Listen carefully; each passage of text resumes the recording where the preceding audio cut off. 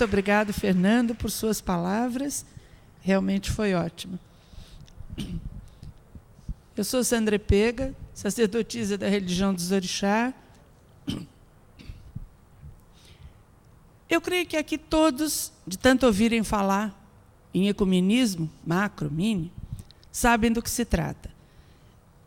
Ecumenismo vem de uma palavra grega, oikumene. Os cristãos normalmente usam na lapela um botão escrito oikumene. É uma palavra grega, que quer dizer casa onde tem gente, casa habitada. Em São Paulo nós temos a Casa da Reconciliação, que é coordenada pelo padre José Bison, e responde diretamente a Roma. Padre Bison nos dá a seguinte visão de ecumenismo. Para ele, ecumenismo é somente entre os abraânicos, aqueles que utilizam os livros sagrados que vêm da cidade de Ur de Abraão, que são os judeus, os cristãos e, com algumas modificações, os muçulmanos. Entre os judeus e os cristãos também há modificações. Existe o diálogo judaico-cristão, existe o diálogo católico-cristão, e com outras religiões é o diálogo interreligioso. Se houver uma conversa entre religião e filosofia, é o diálogo religioso-científico. Mas ele diz que, na visão católica, ecumenismo é só entre cristãos e, eventualmente, com muçulmanos e com católicos. Nós aqui costumamos usar essa palavra ecumenismo para todos. Macro, então, envolve o mundo inteiro, não é? É como holístico, envolve tudo. Aliás, em São Paulo, nós estamos tendo assaltos holísticos ultimamente. Os ladrões vêm e levam tudo. Então, o macroecumenismo é como se fosse os nossos encontros holísticos. Nós temos visões religiosas divergentes, mas que transformam, talvez, o encontro da nova consciência numa coisa diferente, a qual podemos dar um subtítulo. Encontro da nova consciência, os caminhos que levam a Deus. Porque aqui é isso que nós aprendemos, todos os caminhos que levam a Deus. Vejam, tivemos a visão do Sheik, tivemos a visão de Fernando, com dois caminhos diferentes que levam a Deus. A um, ele mostrou uma face e um nome. A outro, uma face e outro nome. E a mim, uma terceira face e um terceiro nome.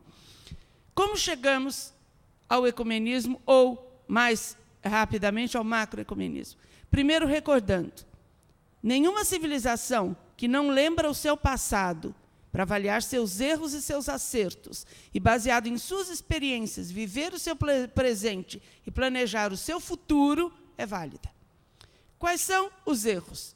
Não precisamos começar dos homens das cavernas, mas temos vários erros para relembrar. Nós temos as cruzadas, foram um grande erro, uma imensa destruição. Nós temos a Inquisição, nós temos a destruição dos povos africanos, a destruição dos povos indígenas em quase todos os continentes, tudo em nome de Deus. Nós temos, recentemente, a destruição das estátuas de Buda pelo Talibã, nós temos a destruição das Torres Gêmeas, nós temos, aqui, pertinho, em Minas Gerais, terra de meu irmão Fernando, destruição de templos de Umbanda e Candomblé. Nós temos, em Hortolândia, perto de Campinas, em São Paulo, jogaram livros de um bispo de uma dessas igrejas emergentes, atravessando os vidros do templo e também os vidros dos carros, quebrando tudo. Havia centenas de livros jogados lá dentro, certo encalhou na livraria, precisavam dar destino. Nós temos, no Rio de Janeiro, em São Paulo, uma nova técnica, muito interessante.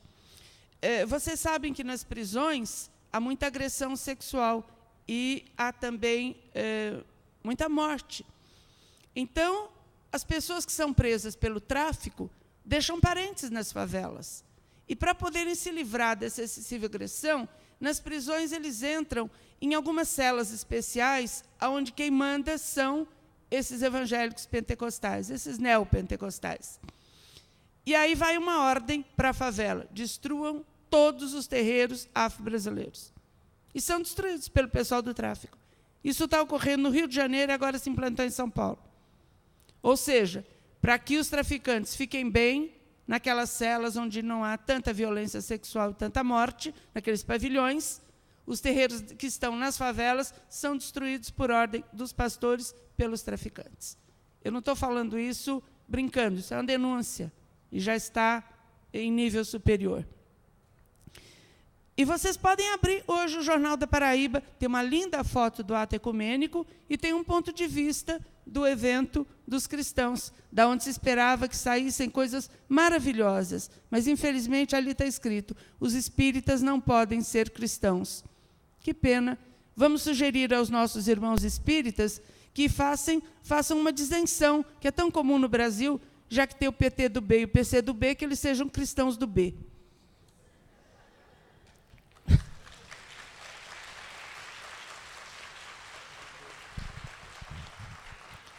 Não se demoniza a religião do vizinho enquanto em Deus a própria. Não se faz isso. É importante ver Deus nos olhos do vizinho. Isso é ecumenismo. É importante eu enxergar o mesmo Deus que eu amo quando o Sheik me dá a descrição da religião dele, ou quando o Fernando me dá a descrição da religião dele, ou quando o pastor, ou quando o padre, ou quando o monge me dá a descrição da religião dele. O ecumenismo, o viver em conjunto, é essencial. Porque qual é essa casa habitada? É o planeta Terra. E quem habita aqui? O ser humano. Cachorro tem religião? Gato tem religião? Só se for religião do estômago, né? Manter o estômago cheio. Mas eles têm religião? Não! O mundo é dividido em duas raças, a humana e a animal. O resto é potoca. Quando levantaram aí as células, o genoma e tudo mais, descobriram que do homem para o rato tem uma diferença desse tamaninho. E entre os homens não tem nenhuma, é aparência física. É algo tão pouco importante. Nós temos que aprender a lidar com as diferenças de comportamento. O ser humano se comporta de forma diferente. O que é válido para um asiático não é válido para um ocidental. E o que é válido para um norte-americano não é válido para um brasileiro. Imaginem na religião. Nós temos que aprender a lidar e a aceitar. Aceitar o vizinho da maneira como ele é, sem agredir e sem tentar destruir. Vocês estão tendo aqui em Campina Grande uma amostra do que é tentar dividir e destruir a religião do vizinho. Não se consegue conviver com a nossa pluralidade de pensamento. Não se consegue conviver aqui, nessa terra santa e abençoada, que é realmente a escada que leva a Deus. Há 16 anos, os outros não conseguem conviver com isso. Então, nós temos atos como esses que têm ocorrido aí fora. Tolerância é uma palavra horrorosa. Eu creio que nós temos que ter convivência pacífica. Eu não quero ser tolerada, eu quero ser amada. Nós temos que ter uma convivência pacífica entre as religiões. E nós pregamos isso. E quando vocês virem que nós nos aborrecemos e discutimos e citamos casos como esse, é porque estamos transbordando. E é porque, efetivamente, estamos citando casos não de religião. O professor Leonildo, da Universidade Metodista de São Paulo, tem uma tese de doutorado chamada Igreja, Mercado ou Teatro, que define muito bem essa situação. Algumas igrejas que estão surgindo aqui no Brasil são igreja-empresa, interessados tão somente no bem financeiro que virão para elas. Então, não tem como falar em nome da religião. E eles dizem assim: Jesus é o caminho. Concordo, um belo caminho. Mas eu digo também, essas igrejas são o pedágio. Então, para vocês irem pelo caminho de Jesus por eles, paguem o pedágio. Isso é horrível. É uma coisa horrível pregar Deus tomando por base o dinheiro que possa vir. Não para o bem, não para a caridade, não para dividir, mas para encher bolsos. É só abrir os jornais. Só abrir os jornais que vocês veem isso. Os antigos tinham um mau hábito de destruir a religião do outro quando tomavam posse. Nós aprendemos tanto com isso que já está na hora de não tentarmos destruir nada. Não temos que construir sobre a ruína do santuário do vizinho. Todos os grandes templos e civilizações são construídas sobre ruínas. E na ruína está o sofrimento. Na ruína está a memória. Onde é que estão as grandes bibliotecas da antiguidade? Acabaram. Onde que estão as obras de Sófocles e de tantos outros? Acabaram. Do universo de 500, 600 obras, temos 2, 3. Está na memória, muito pouca coisa.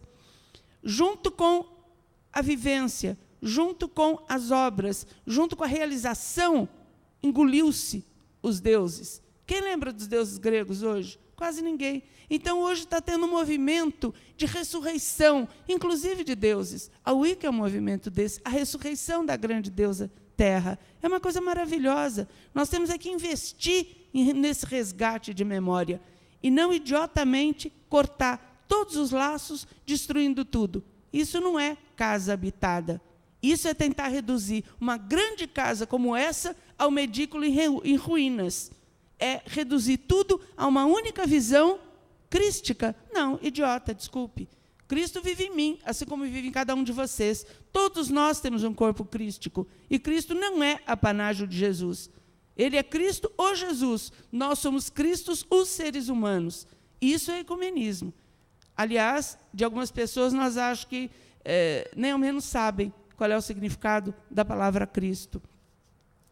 Na América Latina, no Equador, na Argentina, no México, e em vários países da América Latina, nós vemos muito isso. A construção dos grandes centros cívicos da cidade sob ruínas. No México tem exemplo maravilhoso, as escavações levaram a isso. As escavações levaram as escadas aos templos a descobrir coisas belíssimas. E o colonizador destrói, rebenta. Só que aquilo era crença, aquilo era religião. E os povos antigos, principalmente os nativos, eles não faziam essa dicotomia de dividir religião do dia a dia. O cotidiano é importante. O cotidiano tem que ser vivido religiosamente. É só o moderno ocidental que não vê isso. Ele distingue. Que religião é você? Ah, não, eu nasci nessa, mas não pratico. Não praticar religião é uma coisa terrível. Claro que é uma opção da pessoa, né? Ela pode ter a opção de não ser nada, de ter uma filosofia ou de nem ter.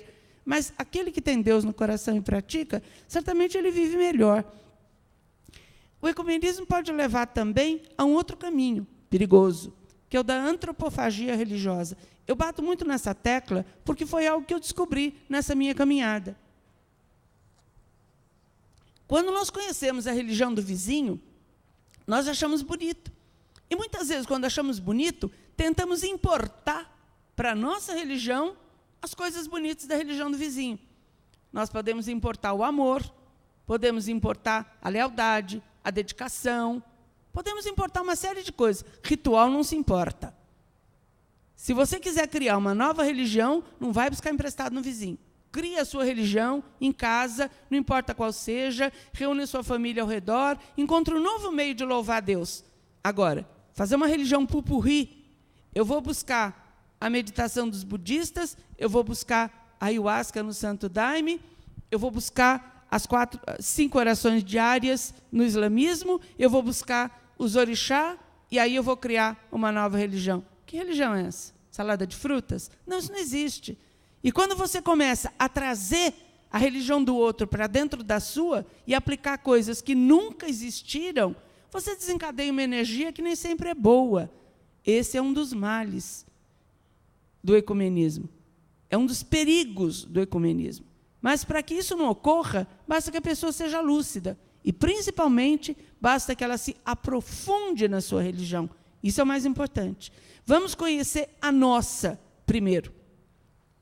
O que adianta um turista sair do Brasil e visitar o Museu de Versalhes, tomar uma indigestão da cultura francesa, aí ele vai para o Tibete, toma uma indigestão da cultura de lá, aí ele volta e vai conhecer a Terra do Fogo, e aí ele vai lá para cima, para a Irlanda, aí dizem a ele, você já foi em Fernando de Noronha? Não, nem sei onde fica. Então, esse tipo de coisa é igual. O que adianta a pessoa sair, conhecer todas as religiões, se não conhece profundamente a sua? Se ele não sabe a religião na qual ele nasceu, qual é o caminho que leva a Deus, nós sugerimos que, primeiro, ele converse com seu pai, sua mãe, seu avô, sua avó, seu padre, seu pastor, seu monge, seu pai de santo, e vá se interessar pela sua religião. Aí sim. Se ele esgotou todas as possibilidades e viu que não é isso, não é esse apelo que entra dentro do seu coração, aí vai olhar as outras. Mas quando for olhar as outras, não leva a sua junto. Se despe, troca de Winchester, sabe? Não adianta mudar, não, reformatar, não. Troca o computador. Quando for para lá, vai com a cabeça virgem. E vai aprendendo aquela religião que ele escolheu ou na qual ele foi escolhido. E também não se vai na religião para resolver problema. Ah, essa religião não deu certo, então eu vou na outra, quem sabe resolve a minha vida. O erro está em você, não está na religião. É a mesma coisa que a pessoa que diz assim, nossa, eu não dou certo, esse bairro, essa casa, só me azaram, eu vou mudar. O hábito da mudança, eu vou começar a minha dieta na segunda-feira. Toda segunda-feira é dia de dieta, né? Eu vou começar a minha vida no primeiro do ano. Até o Brasil está parado até depois do Carnaval. Depois recomeça, graças a Deus, para quem não esperar o São João. Então, esse hábito do recomeçar, esse hábito dar prazos para o recomeço, é péssimo. Nós temos que, efetivamente, tomar uma deliberação hoje e começar a cumprir hoje. Novamente, voltando, a questão religiosa é ótimo, completamente limpo, de boas ou más intenções, escutar e conhecer a religião do vizinho. Agora, se tiverem sérias intenções de mudar de religião, então, tirem tudo da cabeça e vão ouvir profundamente uma religião, ouvir profundamente a outra. Não para consertar a sua vida. Deus não conserta a vida de ninguém. Ele dá instrumentos. Ele dá fé, ele dá compaixão, ele dá amor, ele dá tenacidade, ele dá uma série de vantagens ao ser humano quando recorre a ele. Agora, quem tem que resolver o problema é o próprio ser humano. Ninguém quer se polir. Eles querem consultar um religioso e encontrar compaixão. O que é compaixão? Sofrer junto. Ter aquele amor que envolve.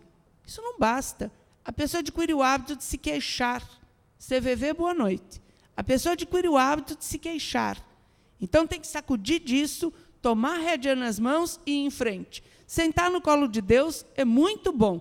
Agora, achar que vou mudar de religião para resolver a minha vida, não. Mude de religião para encontrar um outro caminho que te ligue a Deus e resolva a sua vida você mesmo.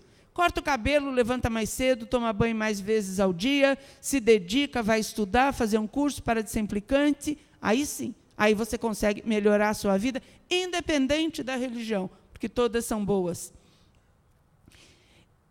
E eu gostaria também que aqui nós começássemos um movimento. Vamos lá partir para a subversão. E que esse movimento fosse o seguinte, vamos sugerir a organização do evento, a ONG Nova Consciência, vamos sugerir em massa que o ano que vem aqui tenhamos uma ou duas ou várias mesas ou um fórum paralelo para discutir intolerância religiosa. Nesse ano todo, recortem e tragam tudo que vocês lerem em jornais e revistas, tirem do computador, tudo que vocês lerem, que vocês ouvirem ou anotem sobre intolerância religiosa. Ou vão mandando aqui para a ONG e, quem sabe, eles fazem uma avaliação. E vamos discutir isso. Porque é discutindo o problema que se chega à raiz dele. E é chegando à raiz dele que nós podemos, eventualmente, fazer uma crítica construtiva e construir soluções. Não só sugerir, construir soluções. Tem que haver um motivo para isso. O erro, por vezes, pode estar em nós. Se o erro estiver no outro, nós temos que nos elevar e nos sobrepujar a esse erro. Não esqueçamos que o Brasil tem um imenso elenco, imenso de leis. Talvez o maior do mundo, o mais completo. E por que não funciona? Porque a lei não é cumprida. Se ela fosse cumprida, beleza, tudo seria resolvido. No computador eu tenho talvez umas 10 páginas de leis que privilegiam religiões. A República nos deu uma Constituição, e a última Constituição promulgada, de 88, diz que o governo, inclusive, tem que me dar possibilidades de praticar a minha religião. Claro que ele não vai me dar um altar, muito menos um animal para eu sacrificar, mas ele vai me dar o direito de comprar esse animal, de montar esse altar e de fazer a minha religião. E se na minha religião exige que o animal que eu como seja sacrificado dentro do ritual, ele vai me dar esse direito. E se na minha religião diz que eu não como carne nenhuma, só vegetais, ele vai me dar esse direito. E se eu tenho que andar pela rua numa procissão, ele vai me dar esse direito. Então, nós temos que fazer cumprir essas leis, porque muitos dos que vêm aqui desconhecem os seus direitos. Conhecendo os nossos direitos, fica tudo mais fácil.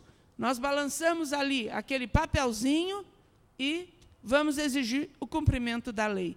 Então, vamos sugerir, e quem sabe nós poderemos, no ano que vem, começar um movimento aqui dentro contra a intolerância religiosa. De eventos como esse, tem que sair movimentos sociais e reivindicatórios.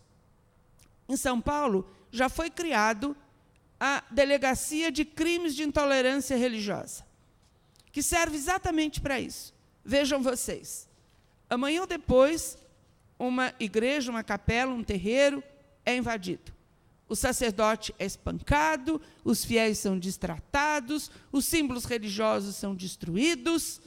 Você chega na polícia, está tendo um flagrante de droga. Você chega na polícia, está tendo um flagrante de estupro. Está tendo um flagrante de homicídio. Eles vão dizer, pelo amor de Deus, um problema desse não é relevante. Não é relevante para ele. Naquela consistência de trabalho, naquele âmbito de problemas. Lembra o que eu disse? Que nós temos que avaliar. Mas para nós é essencial, porque é o nosso dia a dia, é a nossa vida. Para nós, aquilo é a coisa mais importante do dia. Então, nós temos que ter uma delegacia que considere também que esse é o problema mais relevante. Só vamos conseguir isso exigindo uma delegacia de crimes de intolerância religiosa. Assim como nós, mulheres, hoje, temos uma delegacia de violência contra a mulher. Por quê? Porque chegava uma mulher estuprada, ela era debochada. Eu assisti isso, levando mulheres estupradas em delegacia. Inclusive, ao ponto de os, como se chama? Os agentes penitenciários, os investigadores, o próprio delegado, desculpe o que eu vou falar, ironicamente dizer, foi estuprada, mas chegou ao orgasmo, pelo menos. Sabe? Isso é uma indelicadeza, isso não tem palavras para descrever, porque esse homem nasceu de uma mulher. É nojento certas atitudes que são tomadas contra os problemas das minorias, porque as maiorias se acham poderosas. Então, nós temos que ter uma delegacia específica para as religiões. Temos um fórum aqui de discussão, e temos que ter a lei a nosso favor também. E não achar que um delegado que não queira fazer um BO é a última instância. Acima dele tem uma ouvidoria, e acima dele tem uma corregedoria, e acima dele tem o Ministério Público, e tem os jornais. Em último caso, tem um cabo de vassoura atrás da porta. Ninguém prega violência, mas se houver necessidade da paz armada, vamos lá. Situações como a que ocorreu ontem, nunca mais. Meu marido é judeu, e dos pais dele, que vieram fugidos da guerra, lá de Hitler, ele ouviu, subir no caminhão, nunca mais. E é mesmo. Subir no caminhão para ir para campo de concentração, nunca mais. E para nós aqui, ouvir o que nós ouvimos antes, nunca mais. Da próxima vez, sugiro que um dá o braço ao outro e rodeamos o teatro contra esse tipo de situação. Contra maluco, crianças que vêm de cabeça cheia, lavada, enxaguada por esses pseudo-pastores, botar fogo em panos na frente do teatro. Uma criança, uma menina linda, Sabrina, de 8 anos, ontem, me deu um daqueles papeluchos e disse assim, eles estão falando que tem o bem e que tem o mal. Eu não entendi nada. O que é isso, gente? A que nós estamos expondo nossos filhos e netos? Vamos tornar Campina Grande um ambiente de quê? De guerra santa? Com pequenos papeizinhos, pregando absurdos, que nem aqui do Brasil são? Meu marido se deu o trabalho de entrar na internet para ver de onde vieram, dos Estados Unidos. Uma ONG dos Estados Unidos. Quer dizer, estamos importando a guerra? Já não basta o que temos aqui? Agora, a terra do seu Bush, além de fazer o que está fazendo por aí, ainda vai mandar guerra santa aqui para o Brasil, onde nós não temos? Vamos pensar em quem a gente elege, tá? Ano que vem, tem eleição municipal. Eu gostaria de dar um aviso aqui a vocês que no www.mpr.org.br S de sapo, P de Paulo, mulheres.gov.br, vocês encontram com a maior facilidade todos os escritos da cartilha, obrigado, Sheik, da Lei Maria da Penha. Vamos lá, www.spmulheres.gov.br. E o e-mail é spmulheres@spmulheres.gov.br. E nós temos uma maravilha nacional que pode ser acessada de qualquer telefone público, fixo ou celular, 180. 180. Violência contra a mulher tem número, 180. Vão lhe dizer o que fazer, como agir e, se necessário, mandar um carro de polícia na casa. Não precisa se identificar. Lembra da palestra que nós demos outro dia?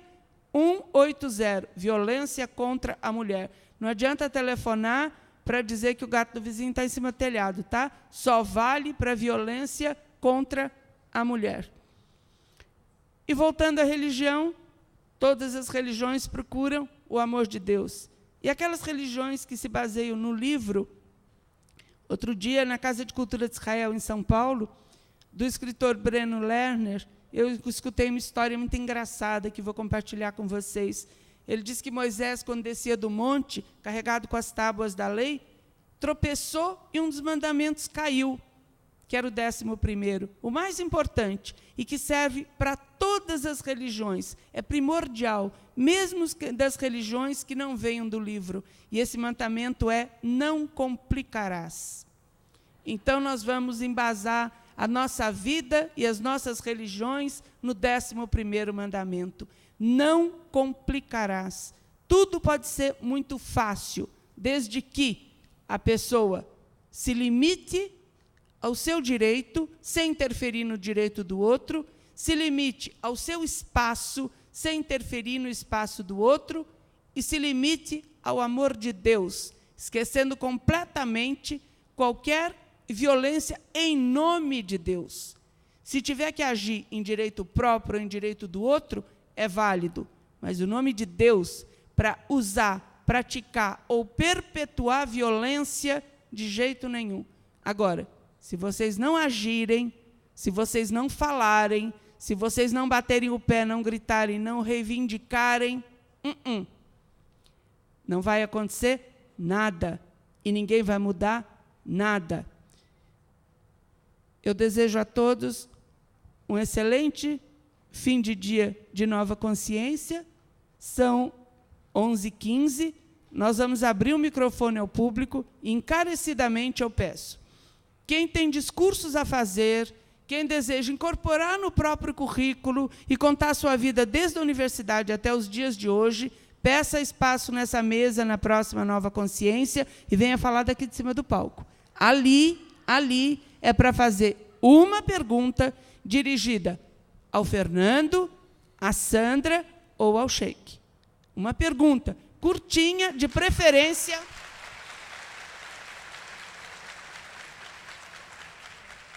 De preferência em 3 palavras. 4, 5. Tudo bem? E, claro que os palestrantes são lúcidos o suficiente, porque nós temos agora os espíritas que virão fazer uma palestra interessantíssima sobre o nosso grande médium Chico Xavier. Não esqueçam as palavras de pastor Neemias, que os kardecistas foram os maiores codificadores do Novo Testamento. Então, eles falam sim em nome de Jesus. Vamos dar a palavra ao primeiro. Oi. Eu sei que é complicado, eu vou só fazer uma introdução na minha pergunta. Sheik, eu sou cristão, mas sou um profundo admirador da religião muçulmana. Inclusive, nós não podemos descartar a importância que ela teve para a cultura e a história do Ocidente, inclusive, não só do Meio Oriente, como também do Ocidente. Como a tomada dos turcos otomanos, a tomada pelos turcos otomanos de Constantinopla, a influência dos mouros na nossa cultura ibérica, e também até a matemática, com os algarismos. Eu queria saber do senhor, que o senhor falasse para a gente novamente, qual é a concepção do muçulmano com relação ao jihad e também como existe no cristianismo diversos segmentos, quais são os conflitos, já que nós estamos falando de conflito, quais são as divergências entre os diversos segmentos muçulmanos, islâmicos, como o caso dos xiitas, os sunitas e etc. Tá, em nome de Deus, clemente e misericordioso. Eu queria aqui, eu não tenho nada contra www.sp mulheres, mas podia ter também www.spHomens.gov.br.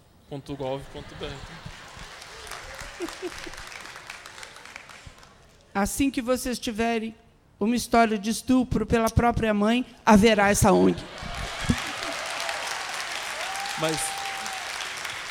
Mas tem história de homens que já apanharam de mulheres. Se ele receber um tapinha só, não é... Olha, gente, rir é a melhor coisa do mundo, viu? É só para gastar um pouco. Mas é uma ótima iniciativa. Peço a Deus que seja uma iniciativa de sucesso. Bom, quanto ao jihad, eu creio que eu já falei algo.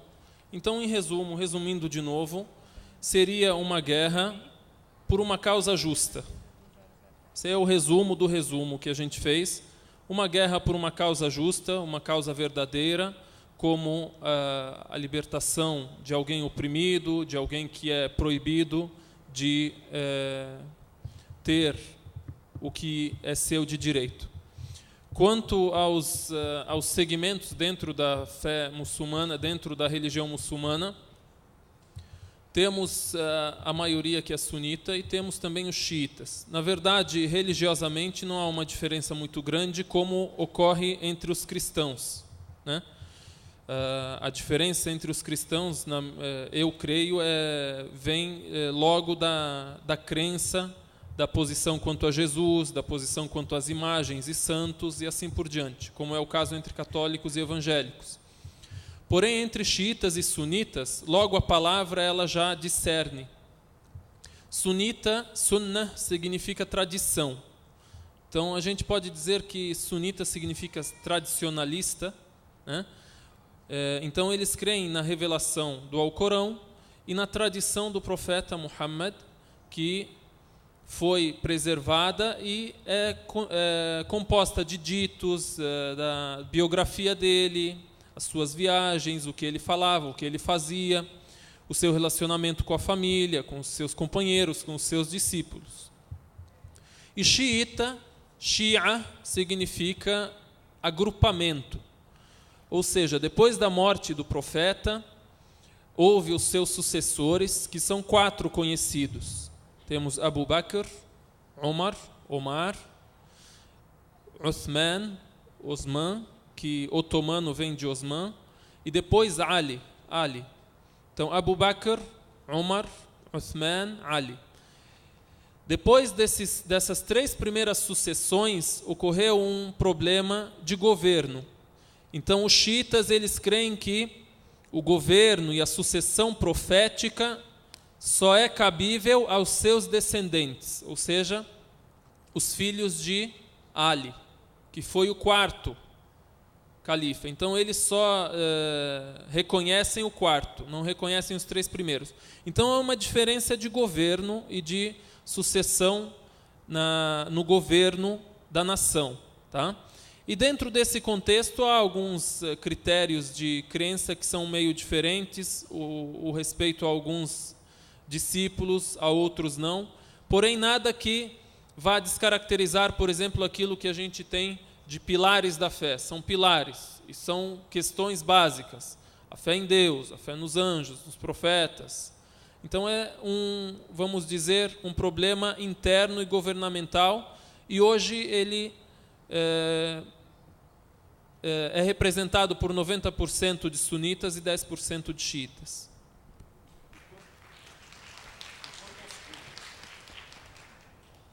Eu gostaria que E quanto aos curdos? Os curdos, eles... Curdos é uma nação, é uma raça, não é uma crença. Entendeu? Curdo é igual árabe, brasileiro, Então, é uma raça, uma nação, inclusive que é tida hoje como uma raça sem nação. Eles estão distribuídos entre Turquia, Iraque, Síria, e estão distribuídos por essa região. E o problema deles ficou mais à tona depois da invasão do Iraque e da morte de Saddam, né? Eu até gostaria que houvesse mediador na outra mesa que a gente teve, como a dona Sandra, porque ela media bem. Ela é bem autoritária, eu gostei. Sabe, por isso eu estou com medo, eu falo. Hábito de mãe, avó, bisavó, professora, mãe de santo, a gente não admite que seja não. Né? Não... eu sou boa mediadora porque eu conheço a cidade medianeira, minha filha. Bom, eu tenho uma pergunta para a irmã Sandra, mas antes eu queria fazer uma pequena introdução, menor do que a do nosso companheiro. Pequena, hein, meu? Pequena. Seguinte, no primeiro grau, eu tive, estudando história, eu tive acesso a uma coisa que me chocou muito, que foi o quadro da Noite de São Bartolomeu, a pintura, em que protestantes foram massacrados. Os protestantes, no início, né, com o início do próprio Lutero, eles buscavam a liberdade de pensamento. Eles queriam uma liberdade de pensamento. E eu fiquei muito estarrecido com as imagens que eu vi aquilo ali, que era o retrato do pintor. O pintor conseguiu escapar, né?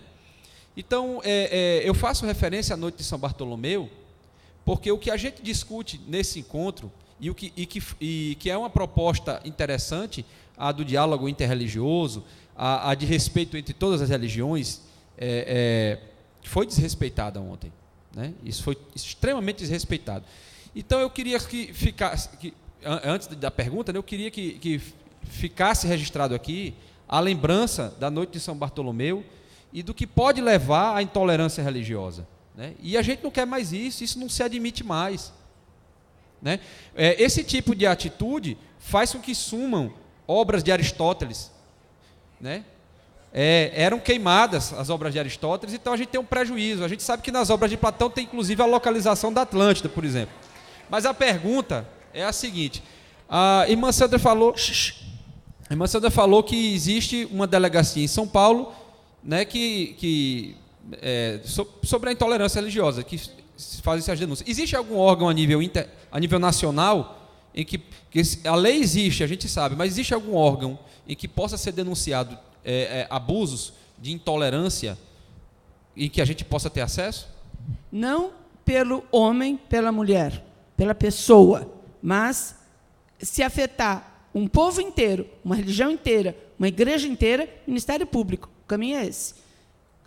Você deve ter um amigo advogado, se não, Nildo, nosso coordenador aqui é advogado, converse, faça um BO, que é essencial. O BO, ele não leva nada, mas ele é a sua manifestação.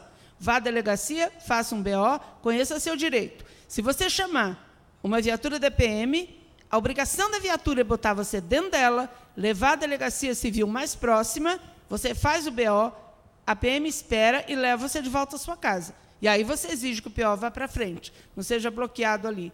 Quando ele for para frente, você leva ao Ministério Público uma cópia daquele BO, junto com o imenso requerimento. O Ministério Público não vai resolver o problema da dona Chiquinha com sua vizinha.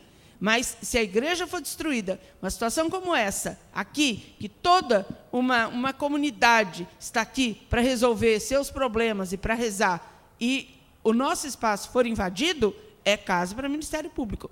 E o Ministério Público é a nível nacional. Claro que tem o estadual, mas ele é a nível nacional. A lei existe para ser cumprida, e ela tem que ser cumprida. E nós temos que exigir nossos direitos. Isso que vocês estão fazendo agora é fantástico, absolutamente fantástico. Ou seja, vocês estão no direito de vocês de exigir que a pessoa fale 4 palavras. Quando não fala, reclama. Quando vocês virem os maluquinhos ali fora, trazendo a opinião deles aonde não foi pedido, aqui é um espaço livre. Se quiserem vir aqui falar da beleza da religião deles, são bem-vindos. Ir lá, pregar o deles e negar o nosso, faça a mesma coisa. Vai, não agride não, mas vai, conta piada. Olha, a melhor maneira de destruir uma pessoa é rir dela.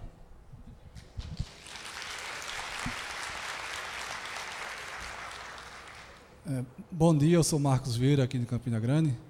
Gostaria de perguntar à mesa que fizesse um comparativo entre o meio de de revolução através os meios de revolução, né? Tipo, se chama Guerra Santa, o meu comparativo seria esse. Essas revoluções, essas guerras santas por uma boa causa, e comparar com a revolução do Gandhi, a revolução de Gandhi com essas revoluções que a gente vê, Guerra Santa, essas coisas assim. Eu gostaria que a mesa fizesse uma comparação sobre esses dois meios de revolução. Qual seria mais lucrativo para todo mundo, entre a de Gandhi e as que a gente vê atualmente aí, sabe? Fernando responde. Bom, eu particularmente, se for falar sobre isso, quer dizer, eu acho que a história do Gandhi, acho que na verdade essa pergunta seria mais dirigida ao Sheik, mas eu dou só essa palavra assim, eu considero o exemplo que o Gandhi trouxe, assim, o que ele fez, foi uma manifestação muito importante aí, que marcou muito a história do século XX, né, de todas essas guerras que existem no mundo. O testemunho dele foi uma coisa assim, muito valiosa. E essas outras guerras santas que estão ocorrendo aí, eu acho que é melhor passar a palavra para o Sheik, que acho que é uma questão mais dirigida a esse assunto específico aí que está sendo falado. Bom, quanto à conhecida guerra, não é santa, é guerra, o que ocorre hoje entre os muçulmanos, ou envolvendo os muçulmanos, creio que na atualidade é mais de resistência à ocupação e resistência à invasão. Esse é o caso de Iraque, é o caso de Palestina, é o caso mais atrás um pouco, no começo antes do ano 2000, o Afeganistão. Outros países que nós desconhecemos, não conhecemos bem a história, são massacres e mais massacres que ocorreram, a Bósnia, Chechênia, outras também ex-repúblicas soviéticas e assim por diante. Creio que onde houve desestabilidade dentro da Europa e acabou um país se partindo em várias repúblicas, como aconteceu na União Soviética, como aconteceu na Iugoslávia, logo que algumas potências viram que os muçulmanos teriam certa liberdade religiosa, eles acabaram invadindo e teve a resistência muçulmana. Então, no que diz respeito à guerra que envolve muçulmanos na atualidade, creio que não dá para comparar com a Revolução de Gandhi, que eu creio que é mais uma revolução popular. Mas pode ter havido algo do gênero antigamente, como até tido como ocorrido aqui no Brasil mesmo, quando da presença dos escravos aqui, quando do descobrimento do Brasil, vinham com os escravos da África e muitos deles muçulmanos. Inclusive em Salvador, creio que no museu, em algum museu de Salvador, alguns irmãos nossos e líderes religiosos já visitaram esse lugar e viram muitos escritos que fazem menção ao Alcorão, escritas em árabe que são feitas por escravos, e até mesmo algumas escritas que dizem Allahumma najjini min Francisco. Ele escrevia em árabe e dizia: ó Deus, me salve do Francisco. Talvez o Francisco era o senhor dele, né? Isso escrito em árabe, Allahumma najjini min Francisco. E aí depois disso aconteceram as revoltas. Então, no que diz respeito a isso, se for tida como uma revolta popular, no que diz respeito ao sentido comparativo atualmente, acho que não dá para comparar, porque hoje o que acontece envolvendo os muçulmanos é mais resistência. Não é nada de revolta popular, é uma resistência localizada, que não envolve os muçulmanos unidos totalmente. Por exemplo, a resistência palestina é só local na Palestina. Acontece em outro lugar, o Iraque, e assim por diante. Em outros lugares vai acontecer, só Deus sabe qual que vai ser o próximo.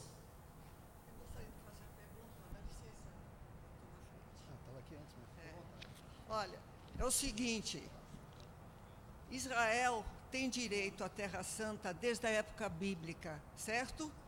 Bom, por causa de guerras, eles foram expulsos várias vezes.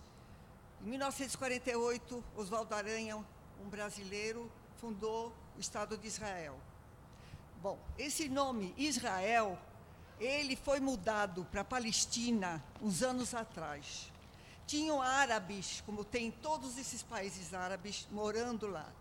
Esses, que hoje em dia se chamam palestinos, eles eram palestinos como os judeus que moravam lá. Eu tive uma vizinha em São Paulo, que ela era judia, palestina. Entendeu? E, como é que se diz? Esses que se dizem palestinos são do mesmo jeito que os judeus, eles mudou o nome de Israel para Palestina. Agora vem a pergunta, eu tinha que falar isso. Por que os palestinos, eles nunca foram um povo? Por que eles hoje dizem que querem um povo, diante da ignorância do mundo? Israel está cedendo, e vocês é que não aceitam a existência do Estado de Israel.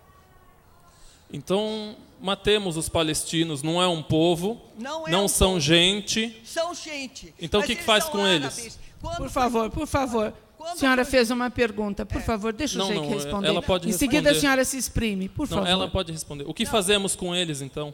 Mas eles moravam juntos, eles são palestinos, judeus são palestinos. Foi um nome trocado. Em vez de Israel, fala no chamava-se microfone, Palestina. amiga, fala no microfone. Em vez de Israel, foi mudado para o nome Israel para Palestina. Nessa Palestina... Nunca foi mudado, senhora. Não existia a Palestina. Foi mudado. A Autoridade Palestina nunca foi um país. É um povo que mora lá, tem as suas terras, tem as suas casas, as suas habitações. Um minuto, senhora. Um minuto. A senhora fez uma pergunta. Um minuto. Deixa o Sheik responder. O mesmo a gente pode fazer aqui. Agora, por exemplo, os índios, eles vêm e dizem, essa terra é nossa, todos aqueles que hoje são brasileiros e carregam um passaporte brasileiro podem sair, e se não sair, vai sair à força. Eles nunca Eu faço isso hoje? Não posso. Existel já deu para eles, agora cedeu, apesar de deu nunca... Deu o quê? O que ele deu? A terra, a Gaza e tudo. Agora, aonde? Vocês não aceitam a existência do Estado de Israel. É irregular, porque é irregular, é irregular. Vocês não querem diálogo. Você não pode assentar um país em cima de outro. Vem com essa, não. Por favor, agora quem perde sou eu. Vejam bem, essa é uma discussão não aqui. Se a senhora, por gentileza, pode ter toda a razão, o Sheik tem toda a razão, cada um tem a sua razão. Quanto a não aceitar o Estado de Israel, é algo que me dói, porque meu marido é judeu. Mas vou lhe dizer uma coisa, o Vaticano até hoje não aceitou o Estado de Israel. Pode fazer uma pergunta? Posso perguntar? Sim. Quero fazer uma pergunta para o Fernando. Fernando, falando em intolerância religiosa, você sofreu uma situação especial na Espanha. Então, eu gostaria de te ouvir um pouco a respeito disso. Bom, sobre esse tema, sim, realmente, no ano 2000, a gente vai mudar um pouco, são muitos assuntos dentro do mesmo assunto, eu vou procurar ser bem breve. No ano 2000, que é, de uma certa maneira, uma continuação do que foi falado inicialmente, eu, mais um companheiro da Amazônia, o senhor Francisco Corrente, a gente estava fazendo uma viagem para o Japão, a convite lá de uma ONG, onde a gente ia levar vários projetos que estão sendo desenvolvidos na Amazônia.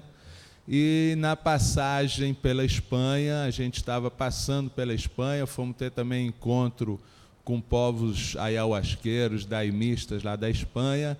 A gente não sabia que estava ocorrendo uma grande operação da Europol na Europa, onde, parecido com o que aconteceu no Brasil em 86, estava havendo uma grande investigação sobre o crescimento das tradições, do uso das plantas sagradas na Europa. Estavam fazendo uma grande investigação com escuta telefônica entre os grupos de lá e souberam da nossa viagem e prepararam uma recepção especial para nós. Havia uma base assim de 80 homens da Polícia Especial Espanhola. A gente foi preso lá no aeroporto de Barajas, em Madrid. Dali a gente foi levado para um centro penitenciário, passamos lá uma base de 2 meses e meio, com acusações graves que poderiam render até 12 anos, 13 de prisão. E durante esse tempo, então, houve uma série de manifestações aqui por parte de muitas autoridades do Brasil, como foi o Leonardo Boff, Frei Beto. Houve uma carta escrita pelo Dom Pedro Casaldáliga, assinada por outros 13 bispos da Igreja Católica, e muitas outras manifestações de pessoas públicas que mandaram cartas de apoio, assim, falando sobre o que era essa tradição, sobre quem éramos nós, o trabalho que a gente estava fazendo. E aí ocorreu um grande processo que acabou culminando com o arquivamento do nosso caso, e no segmento desse mesmo processo se chegou à legalização e o reconhecimento das tradições ayahuasqueiras hoje na Espanha, né? Então, isso foi um processo grande, ocorreu com a gente no ano 2000. Em função disso, eu iniciei um estudo. Achei muito interessante ter acontecido justamente na Espanha, no ano 2000, quando se falava muito da chegada dos europeus na América, os 500 anos da conquista. Então, em função disso, eu fui fazer uma pesquisa sobre o encontro dos espanhóis com os incas. Encontrei um material muito interessante, escrito por um escritor do século XVI, chamado El Inca Garcilaso de la Vega, que ele nasceu em Cusco no ano de 1534. O pai dele era um soldado espanhol que veio com Pizarro, e a mãe dele era uma princesa inca da família real dos incas. Ele se criou, então, lá, em convívio com a família materna, recebeu toda a herança da memória daquela civilização, que eles não tinham escrita, mas eles passavam todas as suas memórias oralmente, de geração em geração, né? E o Garcilaso teve essa nobreza de colocar toda essa memória no papel. Ele escreveu um grande tratado de 1.200 páginas, naquele espanhol arcaico daquele tempo. Esse material ficou guardado em bibliotecas, foi descoberto numa biblioteca antiga de Córdoba no século XIX, já foi publicado em livros para estudiosos. Então, fiz um estudo de toda essa documentação dele e, junto, contando a história do que aconteceu com a gente na Espanha e a história dessa memória do Império Inca, que é uma coisa muito importante, assim, impressionante, posso dizer, quando a gente vai se aprofundando nesses estudos. Eu, inclusive, então, com esse material, escrevi um livro que se chama Os Incas, as Plantas de Poder e um Tribunal Espanhol. Esse livro ele está exposto ali na frente, quem quiser adquirir. Conseguiu uma coisa muito boa, assim, que foi o Leonardo Boff. Ele conheceu o meu trabalho, acompanhou, escreveu um prefácio, que foi uma coisa bem especial, um testemunho dele, que tem já um conhecimento sobre as tradições ayahuasqueiras. Então, ele deu um testemunho que eu considero muito importante, e isso, então, eu acredito que faz parte também desse mesmo assunto aí da questão das intolerâncias, que muitas vezes são movidas, inclusive, por falta de informação, falta de conhecimento, mas que depois que vai havendo um estudo sobre isso, tudo vai ficando mais claro. E então, graças a Deus, a gente passou aquela situação delicada lá, mas hoje a gente está com essa satisfação de poder contar essa história, que com certeza eu considero que foi um avanço bem grande dos espanhóis poderem reconhecer a legitimidade e a validade de uma das muitas tradições que no passado eles mesmos perseguiram e procuraram destruir. Obrigado. Muito obrigado, Fernando. Eu compreendo a impaciência das pessoas da próxima mesa, mas recomendo o culto de Assuru, a Mãe Paciência, porque tem o seguinte: a nossa mesa, infelizmente, começou às 10 horas. Não podemos reduzir drasticamente o nosso espaço. Dividimos o prejuízo, tudo bem? Mas uma única pergunta, me desculpem, não há espaço para outra, e eu peço às pessoas que já fizeram que dê espaço a quem ainda não fez.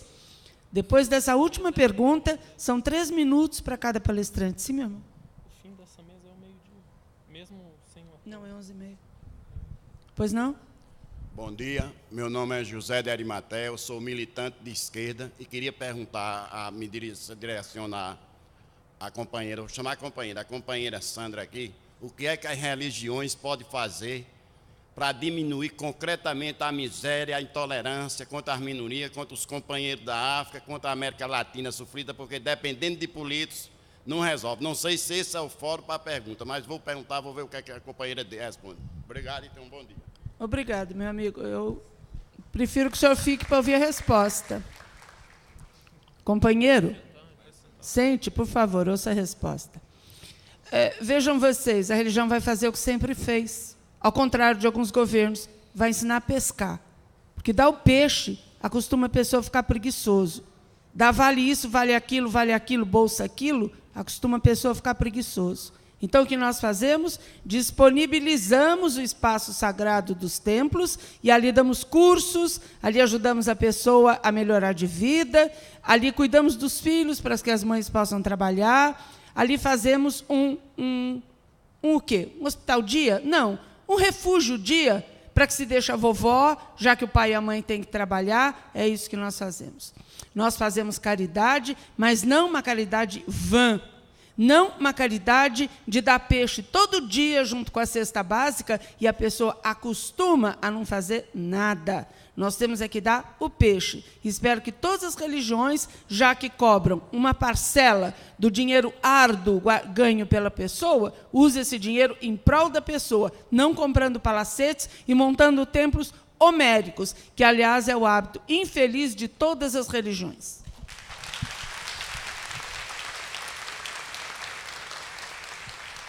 Nós vamos dar a palavra ao Sheikh Mazloum, vamos dar a palavra ao amigo Fernando Ribeiro e vamos, depois fala um pouquinho e vamos encerrar a mesa, porque em seguida nós temos a palavra do amigo Nazareno Feitosa, do Movimento Espírita de Brasília, que vai falar sobre Chico Xavier, uma vida de amor e paz. Um grande exemplo ele. Bom, para finalizar, gostaria de dizer que faz parte do movimento ecumênico e do ecumenismo e do diálogo para a paz, nós crermos que não existe povo preferido de Deus ou povo escolhido por Deus. Esse assunto de povo escolhido por Deus, no conceito muçulmano, ele foi mal entendido por muitas pessoas. Até mesmo o Alcorão mesmo ele diz: ó povo de Israel, lembrem das mercês de Deus para vocês, quando fez surgir dentre vocês profetas e fez de vocês reis e deu a vocês o que não deu a ninguém das pessoas. Ou seja, escolhido por Deus, preferido de Deus, foi quando Deus fez chover profetas dentre o povo de Israel. Vê, a linhagem toda de Isaac, uma linhagem sagrada de profecia. Fez deles reis e deu a eles o que não deu a ninguém dos humanos.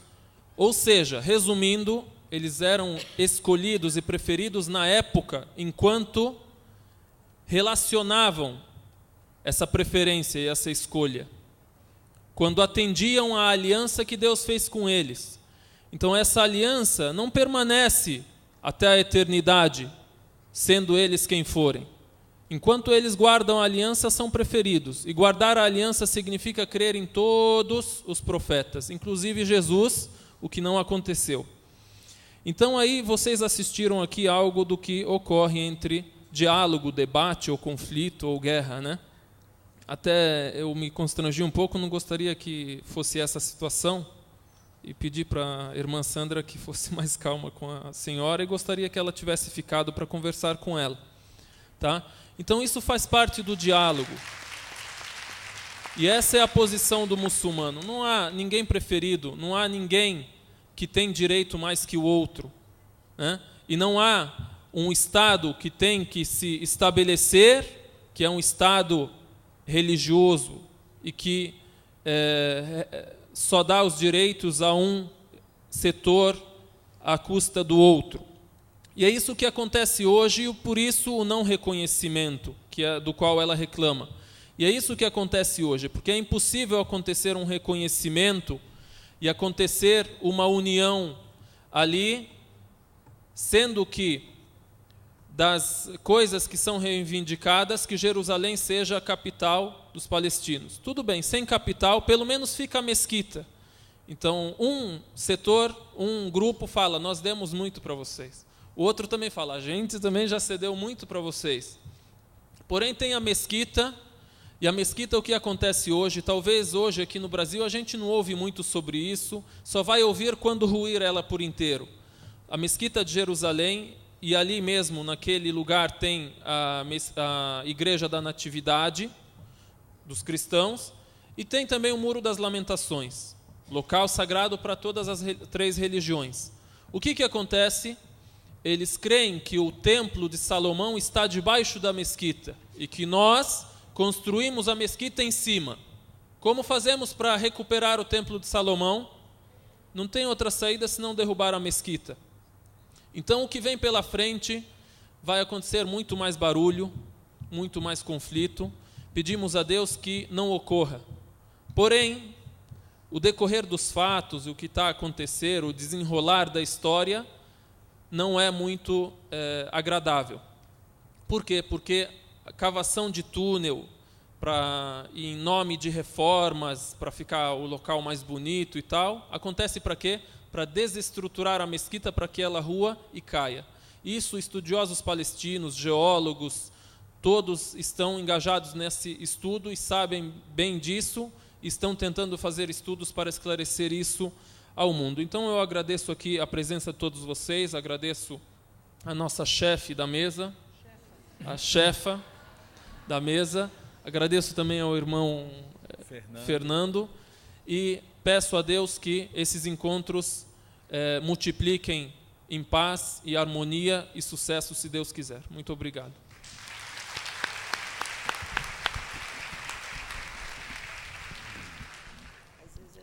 Bom, eu então, para finalizar a minha parte, eu queria trazer uma lembrança assim, até deixando claro que não é uma colocação referida a nenhuma situação específica, né, nem a esse tema, que é um tema tão complexo, né, abrangente, de toda essa situação tão delicada que está sendo conversada aqui, do que está ocorrendo lá naquela região, né, que realmente quando a gente olha de longe, é uma coisa, né, mas quando a gente está ali perto, ou está vivendo lá e...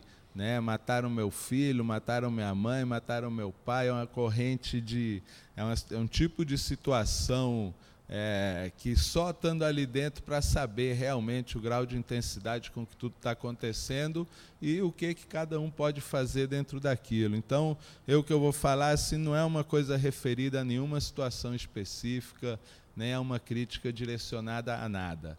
Apenas é uma lembrança assim, de um conceito que eu acredito muito importante sobre quando a gente vai falar da espiritualidade, né, que as coisas do espírito mesmo, assim, do conhecimento, quando a gente consegue penetrar, é difícil serem misturadas tão diretamente com a realidade aqui do que a gente está vivendo, temporal, histórica e momentaneamente, né? Então, quero trazer a lembrança de um que eu considero assim, o primeiro estudioso que abriu uma pequena janelinha sobre o universo de conhecimento dos nossos ancestrais americanos, que se chama Carlos Castanheda, né, que foi um antropólogo que teve contato com o índio mexicano, o Dom Juan Matos, e através do conhecimento que ele teve com ele escreveu vários livros onde ele começou a trazer um pouco daquele universo vastíssimo de conhecimentos que existem dentro daquelas tradições e que o mundo moderno realmente desconhecia totalmente. E tem uma palavra assim dele que eu considero muito especial, que ele é uma referência que ele faz até parecido com o que o Jung falou na psicologia moderna sobre o consciente e o inconsciente, né? O Dom Juan, ele fala do tonal e do nagual. Ele diz que o tonal é como se fosse uma ilha, aonde dentro dessa ilha se encontra todo o universo conhecido. Tudo que a gente conhece está ali. É como se fosse o consciente. E em volta dessa ilha existe o Nagual, que é o desconhecido, né? E ele diz que a maioria dos homens hoje do mundo moderno, urbano, as pessoas passam a sua vida inteira dentro dessa ilha. Muitas vezes constroem até uma muralha ao redor da ilha para nem se lembrar que o mar existe. E constroem toda a sua existência ali dentro do que elas conhecem. E ele dizia, o Dom Juan, justamente que o principal motivo de utilizar as plantas sagradas é para você poder penetrar no Nagual, poder penetrar no desconhecido, poder penetrar na espiritualidade.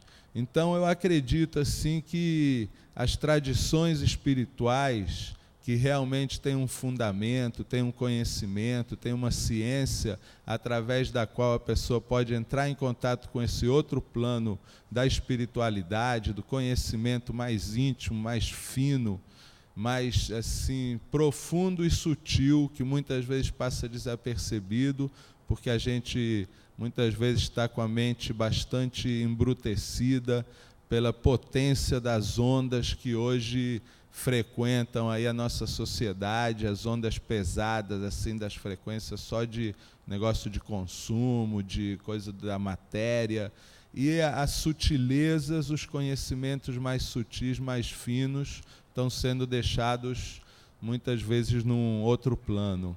Então essa que é a palavrinha que eu queria trazer, a lembrança, que eu considero assim como algo de um grande valor, de uma grande importância quando a gente vai falar sobre espiritualidade.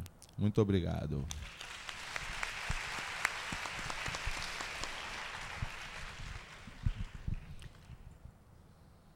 Numa mesa que fala sobre macroecumenismo, é interessante ver que nem sempre o público reage com perguntas.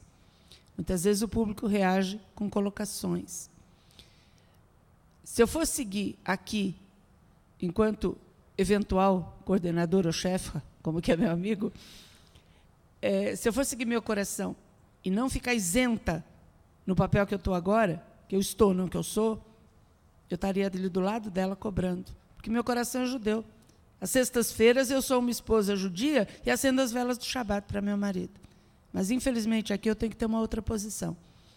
O nosso palestrante, ele tem que ser respeitado, uma pergunta é feita, deixa ele responder, esse bate-boca inútil é desagradável. Se a pessoa está disposta a um bate-boca, pega o sheik lá fora e bate sua boca com ele. Aqui, isso não leva a nada, a nada. Foi por isso que eu tomei essa atitude. E dei um murro na mesa para fazer barulho. Se eu tivesse um tambor, batia o tambor, fazia mais barulho. Como não tinha, dei um murro na mesa.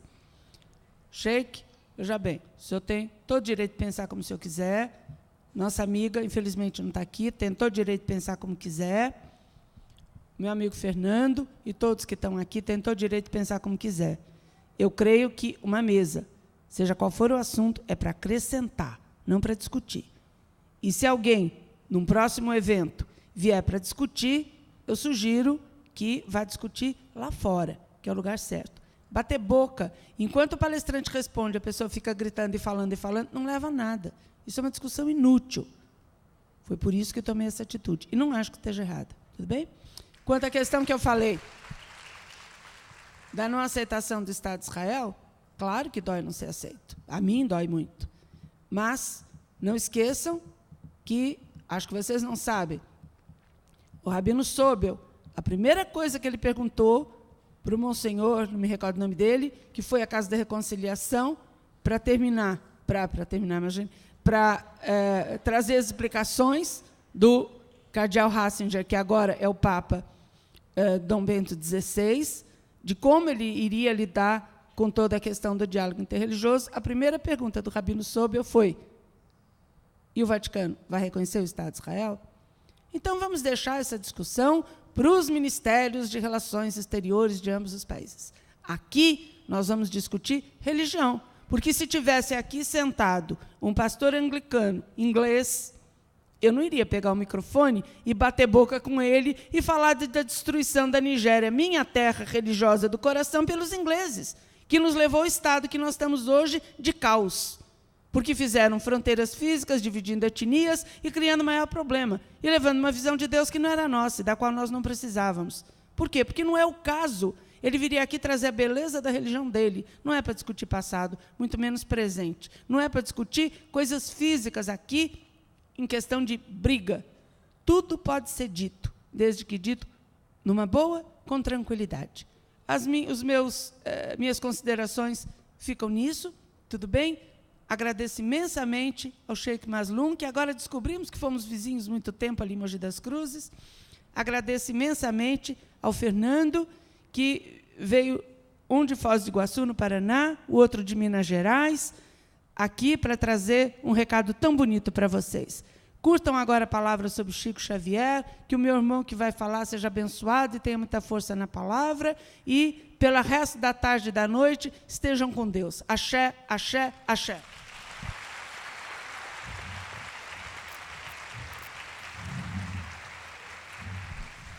(180), grave na cabeça.